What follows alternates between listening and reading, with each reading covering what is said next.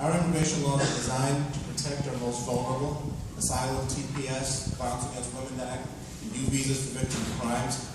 2015 Crown Omnibus funding bill increases programs to fight domestic and sexual abuse and violence. There's $2.3 billion from the Victims of Crime Act, $430 million in federal money under VAWA. But vulnerable members of our community need better resources such as translation, culturally sensitive services, and education on rights, and we believe the Virginia House and Senate should seek to bring these much-needed federal funds to help our increasingly diverse state and end domestic and sexual violence. The second point I want to bring to your attention: we realize that many in Virginia do not support in-state tuition for undocumented immigrants. But the recently introduced bill actually prevents in-state tuition for even certain documented immigrants, those granted temporary protected status, TPS, and those granted DACA, Deferred Action for Childhood Arrivals. Both are federally approved humanitarian and family reunification benefits. We support helping to educate all people that our own federal government classifies as having permission to be here legally, and ask you all to oppose or amend any legislation to be comprehensive and fair and not disadvantage anyone who is legally entitled to be here in the United States of America.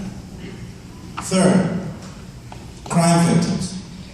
The U visa was specifically created to help victims of certain crimes, and furthermore requires certification by a law enforcement agency or a law enforcement officer.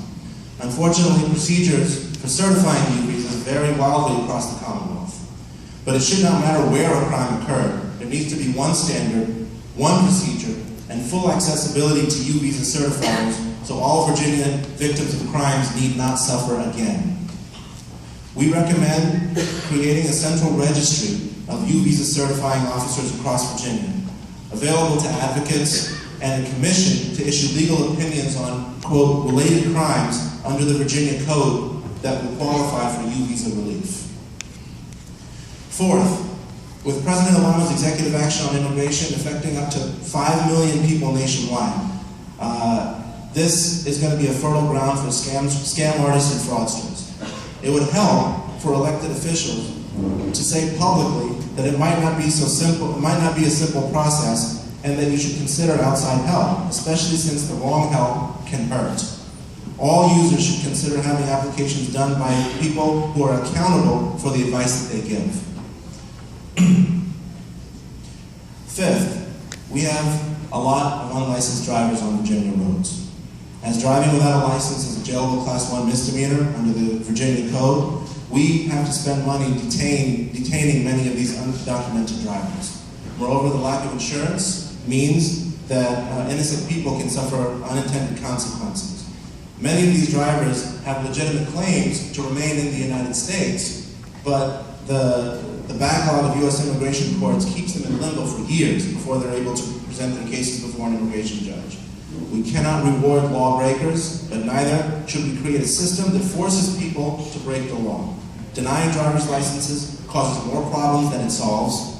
It adds a burden to our police officers, drawing precious resources away from fighting serious crime. We therefore urge legislation to make Virginia's roads safer by allowing all Virginia drivers to secure a valid license that will protect them and all other Virginia drivers. Thank you.